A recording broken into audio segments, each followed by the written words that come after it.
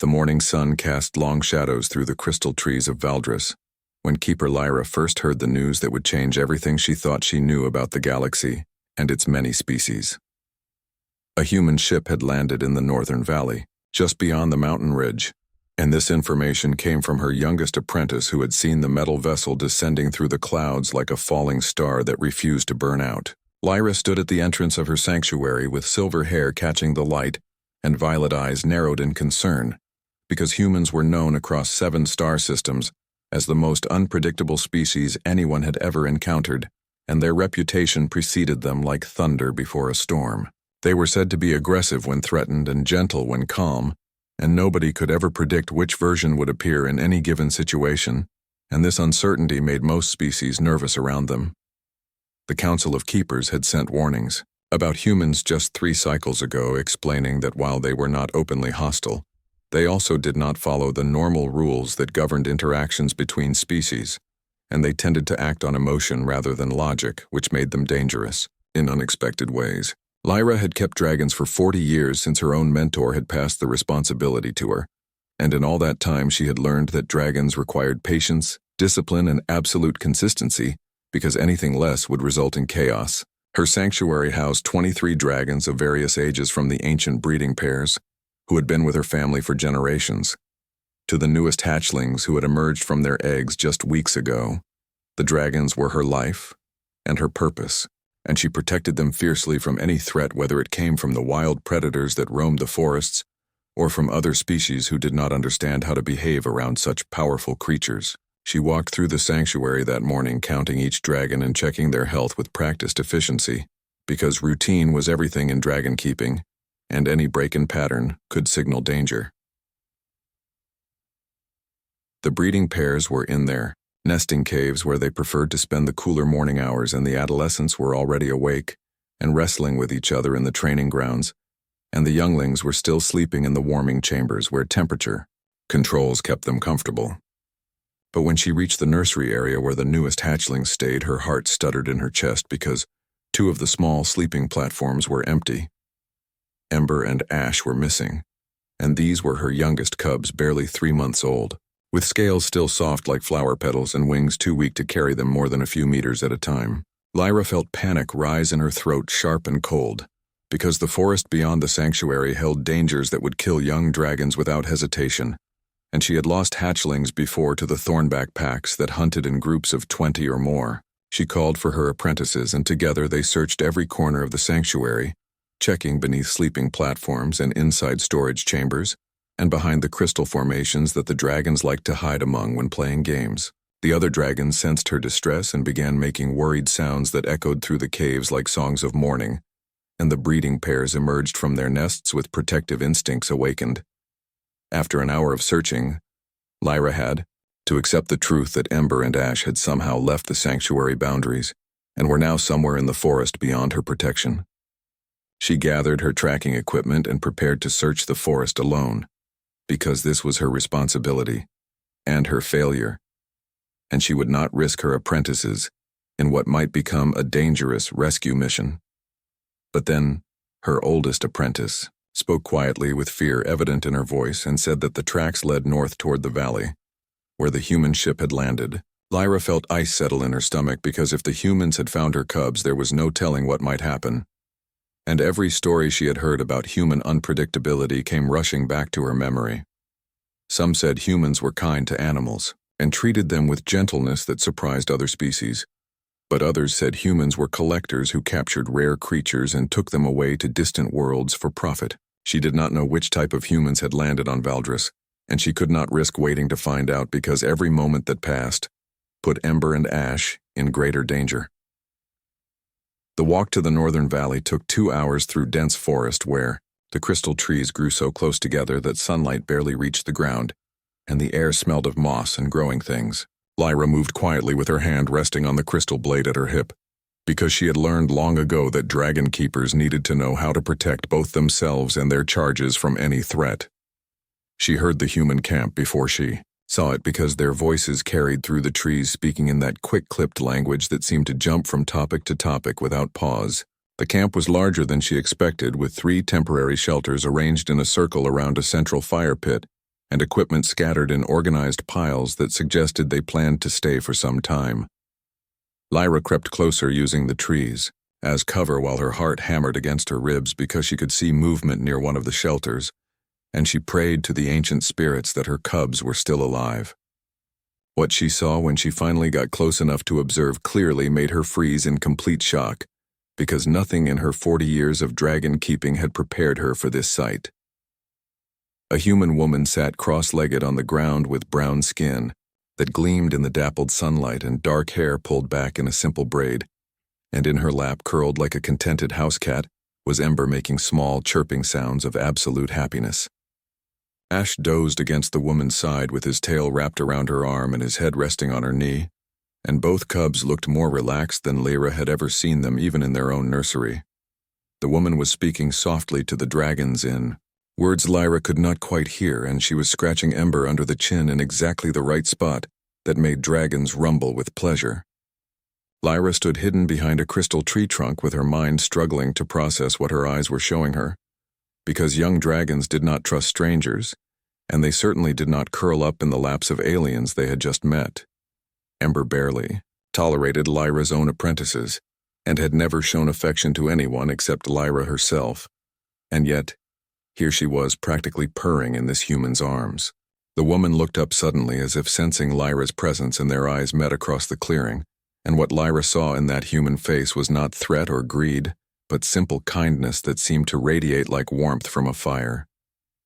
The human woman smiled when she saw Lyra emerge from behind the crystal tree, and that simple expression held no fear or aggression, but only a gentle welcome that seemed completely out of place given the circumstances. Lyra moved forward slowly, with every muscle in her body tense and ready to fight if needed, because her cubs were her responsibility, and she would die protecting them if that was what the situation required. But the woman made no sudden movements and kept her hands visible and continued scratching Ember under the chin, while the small dragon chirped happily without any sign of distress. "My name is Maya Rodriguez, and I think these little ones belong to you because they have been following me around the camp for the past 2 hours, and my crew wanted to contact local authorities, but I figured their mother might come looking first." Lyra stopped a few meters away and studied the human, carefully looking for any sign of deception or hidden danger, because she had learned long ago that the most dangerous threats often wore the friendliest faces. Maya wore simple work clothes that were dusty from travel, and her hands showed calluses from hard labor, and her eyes held a warmth that reminded Lyra of her own grandmother, who had taught her everything about dragon keeping when she was just a child. "I am Keeper Lyra, and these dragons are under my protection, and I need to take them back to the sanctuary where they will be safe." Maya nodded in understanding and gently lifted Ember from her lap, and the small dragon protested with sad little sounds that made Lyra's heart twist because she had never heard Ember make those noises before. "Of course, and I am sorry if we caused you worry. But they wandered into our camp about 2 hours ago and they seemed hungry. So I shared my lunch with them, and I hope that was okay." She gestured toward a cooling container that sat open beside her, and Lyra could see it was half empty, and these were expensive protein rations that humans usually guarded carefully on long space missions because resupply was not always guaranteed. "You fed them your own food?" Maya shrugged like it was the most natural thing in the universe and not something that required explanation or justification.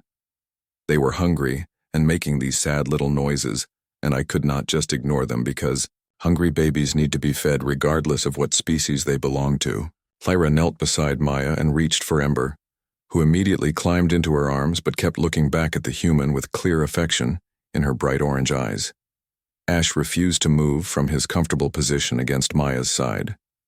And when Lyra tried to pick him up, he made grumbling sounds of protest and wrapped his tail more tightly around Maya's arm. Most species run from young dragons because even cubs can be dangerous when startled, and their claws are sharp enough to tear through most materials. Maya looked down at Ash with affection and continued stroking his scales with gentle fingers that knew exactly where dragons liked to be touched.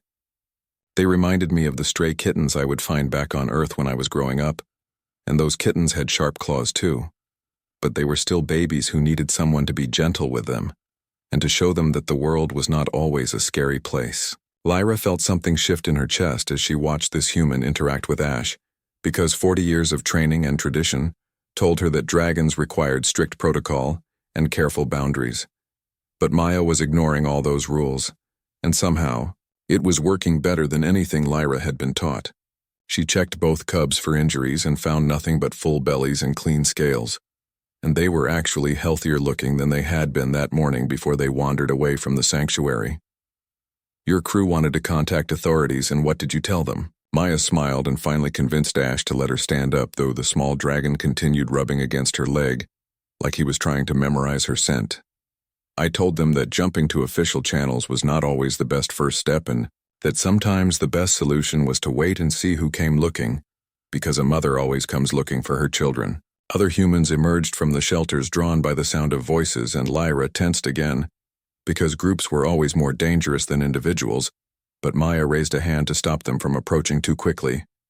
This is Keeper Lyra, and she has come to collect her dragons, and everyone please move slowly, because we do not want to startle anyone. The other humans nodded and kept their distance, though Lyra could see curiosity in their faces as they observed the dragons with obvious interest. One of them was a tall man with red hair who spoke in the same quick language that all humans seemed to use, and Maya translated without being asked. Kyle wants to know if all dragons are this small or if these are babies, and he also wants to know if they breathe fire, because he has read stories about dragons from Earth legends. Lyra felt herself relax slightly because these questions were innocent and showed genuine curiosity, rather than threat or greed. These are hatchlings only 3 months old, and they will grow much larger over the next 5 years.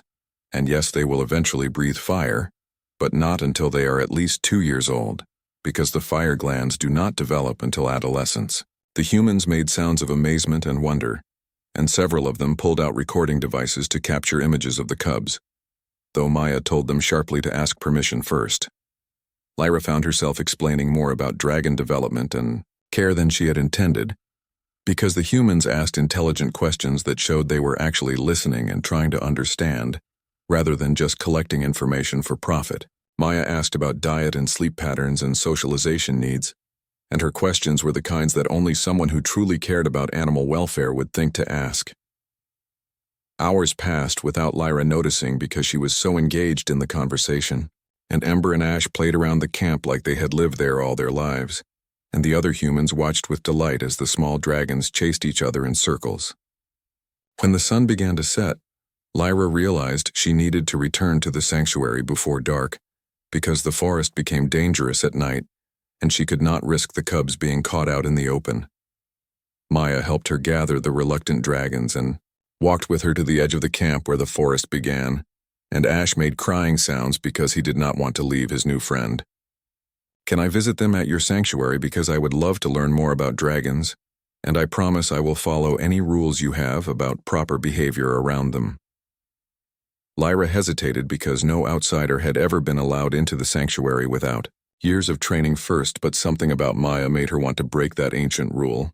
You may visit tomorrow if you wish, and I will show you the other dragons, though I cannot promise they will be as friendly as these 2 troublemakers. Maya's smile was bright enough to rival the setting sun, and she knelt to give Ember and Ash one final scratch before they left. I will be there at sunrise, and thank you for trusting me with them today, because it means more than you know. Lyra walked back through the darkening forest with her cubs following close behind, and her mind full of questions about why humans were so different from everything she had been taught to expect. Maya had shown kindness without expecting anything in return, and had treated the dragons with respect and gentleness that most trained keepers struggled to master, and she had done it all without any formal knowledge of dragon care. Perhaps the YI Council of Keepers had been wrong about humans, or perhaps Maya Rodriguez was simply different from the others of her species. But either way, Lyra found herself looking forward to tomorrow's visit with an anticipation she had not felt in years. Maya arrived at the sanctuary gates exactly at sunrise, carrying a pack over her shoulder and wearing the same simple work clothes from the day before, and her face showed excitement mixed with respect for the sacred space she was entering. Lyra had barely slept the previous night because she kept questioning her decision to invite a human into the sanctuary, and her apprentices had looked at her with confusion and concern when she told them about the visitor who would be arriving. The Council of Keepers would be furious if they learned about this breach of protocol because outsiders required 5 years of study before being allowed near the dragons, and Maya had received no training at all. But something in Lyra's gut told her this was the right choice, and she had learned over 40 years to trust her instincts even when they contradicted everything she had been taught. She opened the gates herself rather than sending an apprentice because this was her responsibility and her decision, and she would face whatever consequences came from it. Maya stepped through with quiet reverence in her movements, and her eyes went wide as she took in the vast cave system that housed the sanctuary, with crystal formations glowing in the morning light, and the sound of dragon songs echoing through the chambers. This is incredible, and I have never seen anything so beautiful in all my years traveling through space. Lyra felt pride warm her chest because the sanctuary had been built by her ancestors over thousands of years, and every generation had added their own improvements and expansions.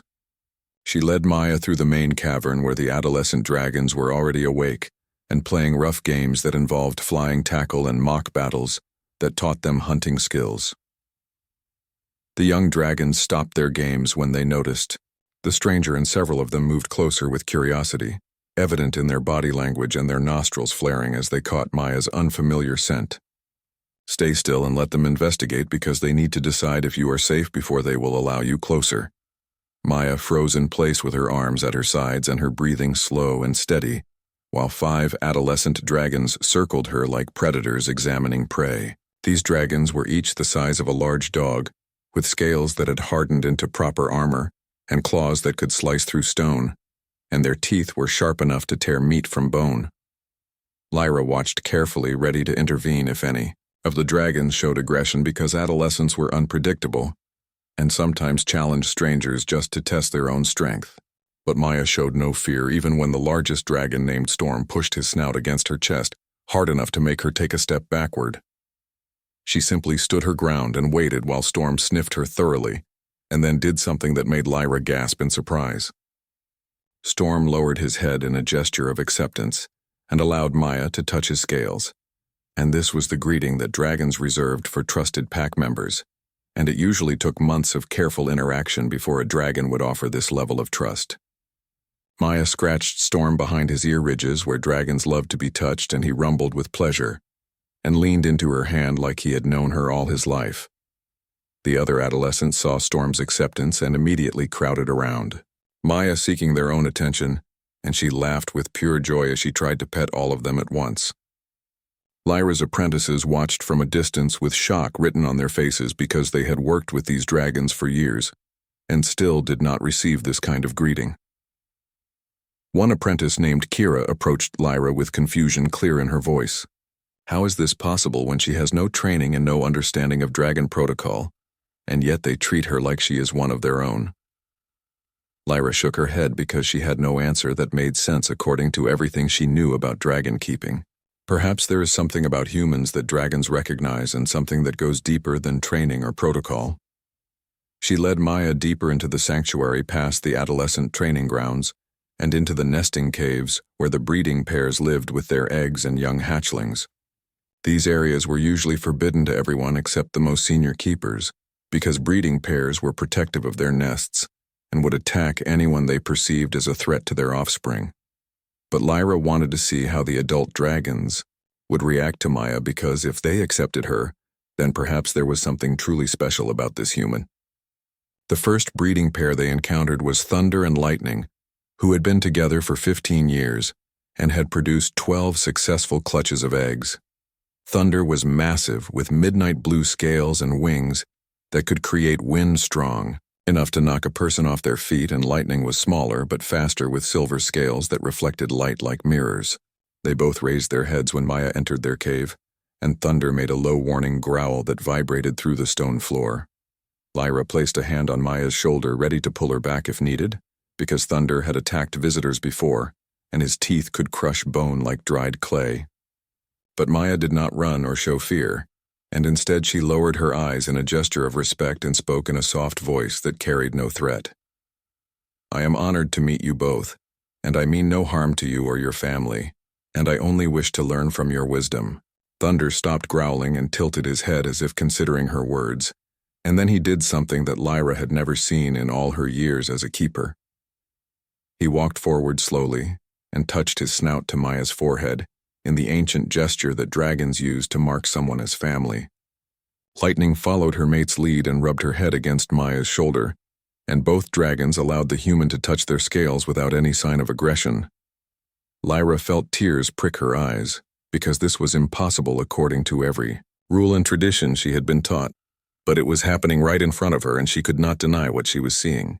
They spent the next several hours touring the entire sanctuary, and every dragon they met accepted Maya with the same immediate trust and affection. The hatchlings climbed on her like she was a living mountain, and the juveniles showed off their flying skills to impress her, and even the ancient breeding pairs who barely tolerated Lyra herself seemed to melt under Maya's gentle attention. Maya asked questions constantly about feeding schedules and healthcare and behavioral training, and she absorbed information like a sponge soaking up water. She noticed things that Lyra's apprentices had missed after years of training, like the way one juvenile favored his left wing, which suggested an old injury, and how another hatchling was smaller than her siblings, which might indicate a nutrition problem. By midday, Lyra found herself asking Maya for advice about a young dragon who had been refusing food for 3 days, and Maya suggested trying different textures and temperatures, because sometimes animals got bored with the same meal preparation. They tried her suggestion, and the young dragon ate enthusiastically when offered slightly warmed meat instead of the cold portions he had been rejecting. Kira approached again as the sun reached its highest point, and this time her voice held wonder instead of confusion. She understands them in a way that we do not, and it is like she speaks their language without using words. Lyra nodded, because that was exactly what it seemed like, and she was beginning to realize that everything the council had taught about proper dragon keeping might be missing something fundamental. Maya sat on the ground surrounded by a dozen dragons of various ages, all seeking her attention, and she laughed and talked to them like they were old friends sharing stories. This is what I imagined when I dreamed of exploring space and finding connections with other species, and not through dominance or control, but through simple understanding and respect. Lyra sat beside her and watched the dragons with new eyes, seeing them, not as creatures who needed to be managed through strict protocol, but as individuals who responded to genuine affection. You have taught me something today that 40 years of training never showed me. And maybe the best way to care for dragons is not through rules, but through love. The frost storms came 3 weeks after Maya's first visit to the sanctuary, and they arrived earlier than anyone had predicted, which meant the dragons were not prepared for the sudden drop in temperature that could kill even the hardiest creatures. Lyra woke before dawn to the sound of wind howling through the crystal trees like the screams of dying spirits, and she knew immediately that something terrible was about to happen. The breeding pairs should have already moved to the deep caves, where thermal vents kept the temperature stable, but several of them had been ranging farther from the sanctuary in recent days, searching for better hunting grounds. She dressed quickly and gathered her apprentices to begin a count of all the dragons, and her worst fears were confirmed when she discovered that 3 breeding pairs had not returned the previous night. Thunder and Lightning were missing along, with 2 other pairs named Cloud and Mist and River and Stone, and these were some of her most important dragons because they produced the healthiest offspring. The frost storms could last for days once they began, and any dragon caught outside protected areas would freeze within hours, because even their natural resistance to cold had limits.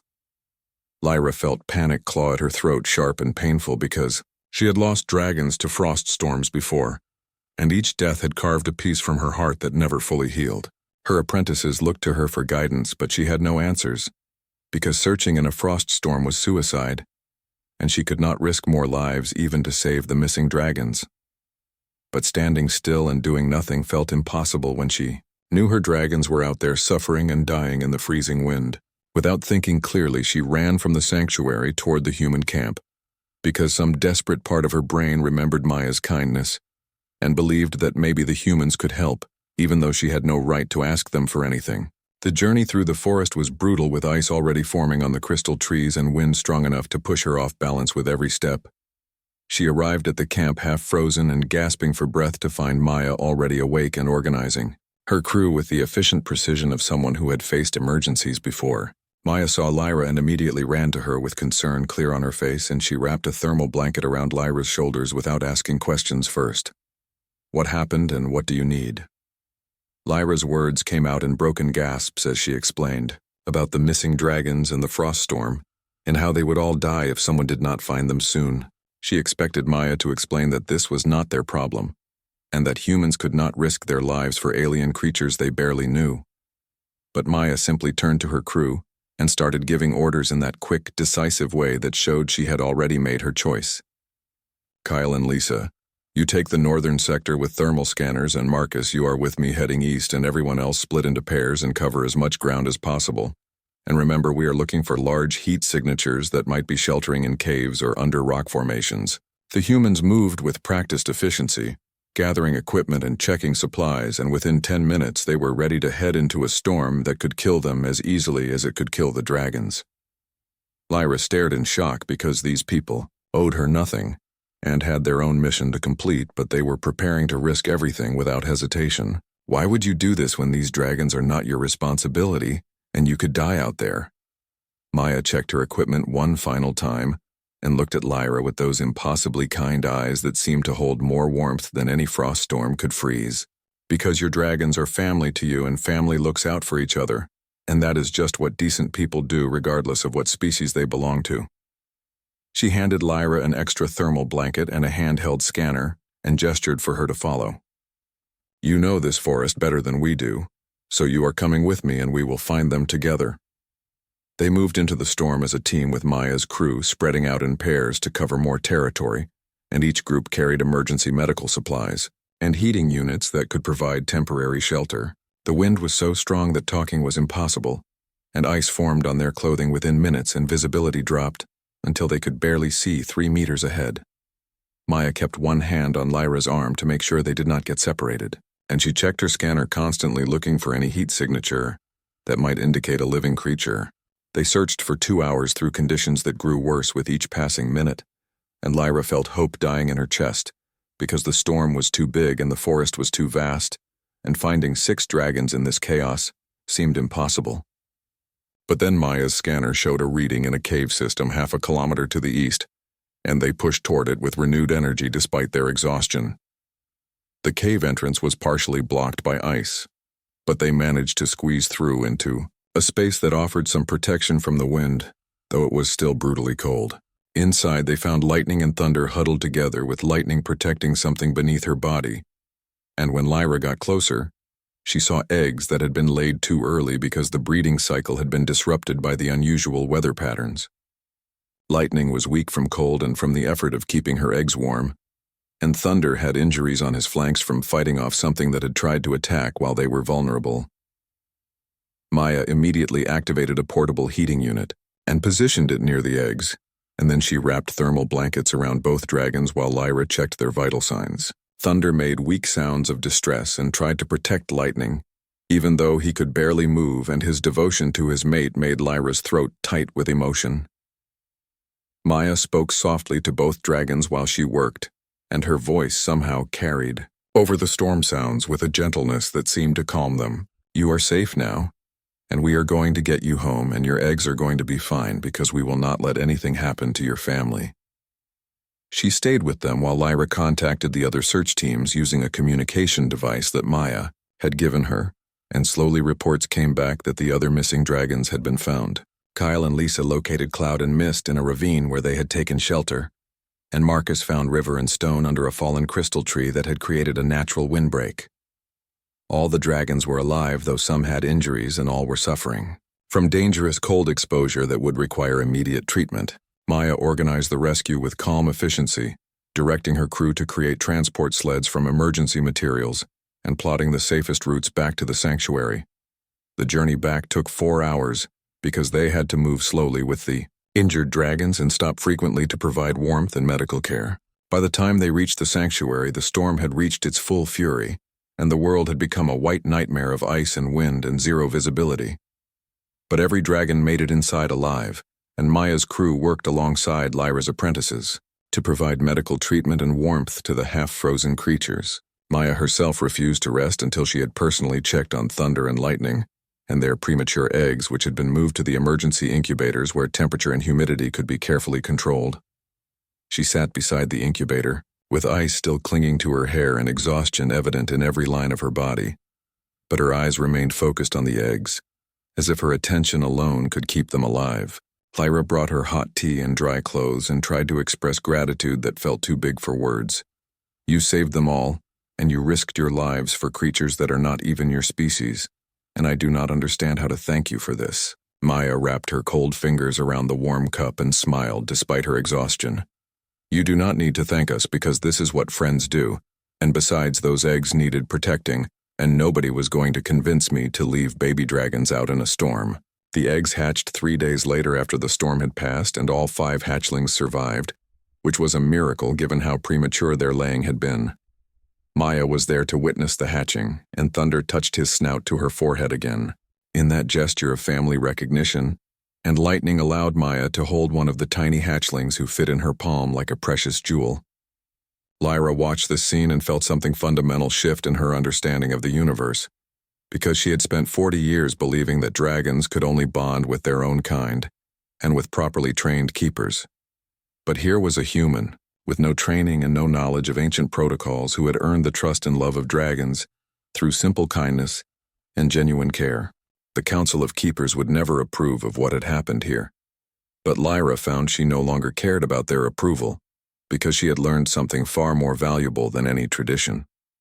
Sometimes the most important rules were the ones you had to break in order to do what was right.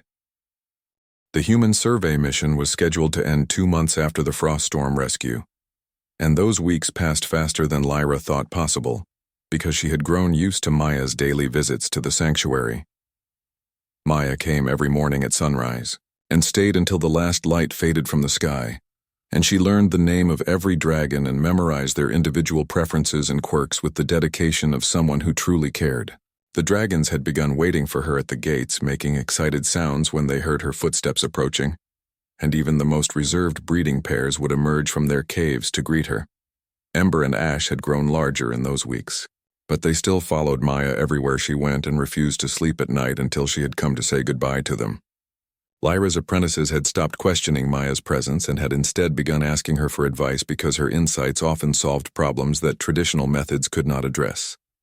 Kira had confided in Lyra one evening that she had learned more about dragon behavior from watching Maya for 2 months than she had learned in 5 years of formal training. The sanctuary itself felt different now, with more laughter echoing through the caves and less rigid adherence to protocols that had been followed simply because they were old. But the approaching end of the human mission hung over everything like a shadow that grew darker with each passing day. Maya's crew began packing their equipment and preparing the ship for departure, and Lyra found herself dreading the moment when she would have to watch them leave.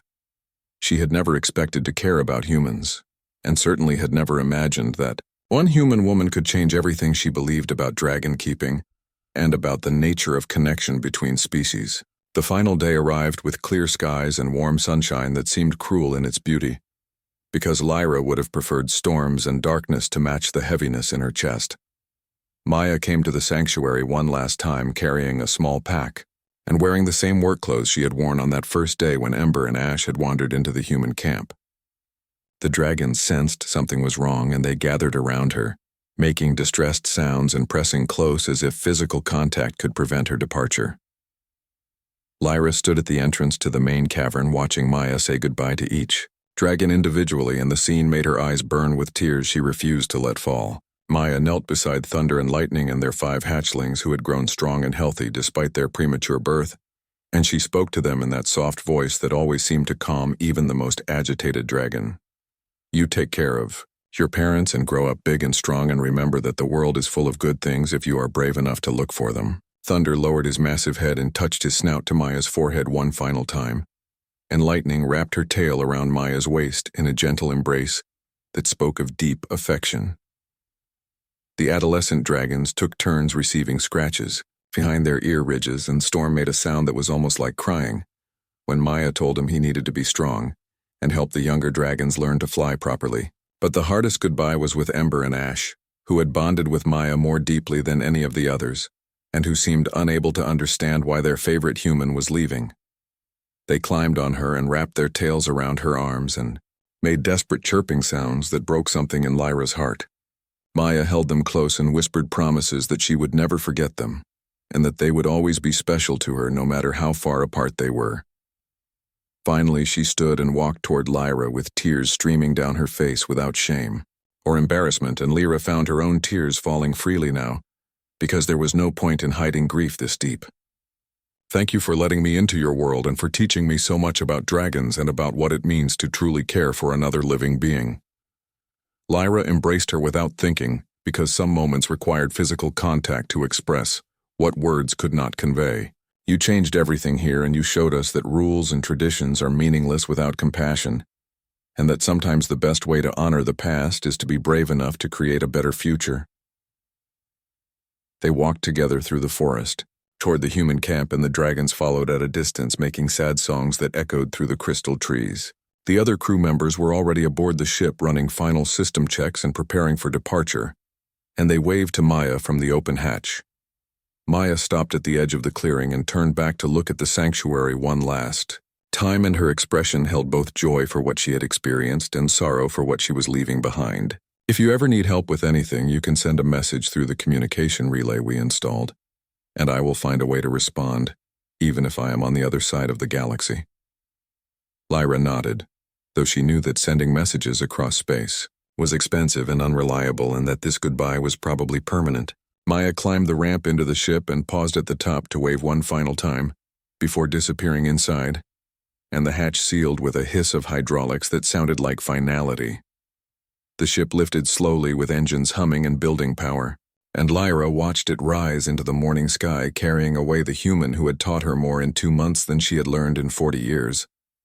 Ember and Ash sat beside her, making those sad chirping sounds, and she picked them both up despite their size and held them close while they watched the ship become a bright point of light that eventually vanished beyond the clouds. The sanctuary felt empty that day despite being full of dragons, and Lyra moved through her duties with mechanical efficiency while her mind remained fixed on what she had lost. But over the following week, something unexpected happened, because the changes Maya had inspired continued to grow and spread through everything Lyra did. She found herself being gentler with the adolescent dragons and more patient with the hatchlings, who were slow to learn, and she encouraged her apprentices to trust their instincts rather than blindly following protocol. The dragons responded to these changes with increased trust and deeper bonds, and the sanctuary began producing healthier offspring with better survival rates than ever before. Other keepers from distant sanctuaries heard about these improvements and came to visit seeking advice, and Lyra told them about Maya Rodriguez and what she had learned from watching a human interact with dragons.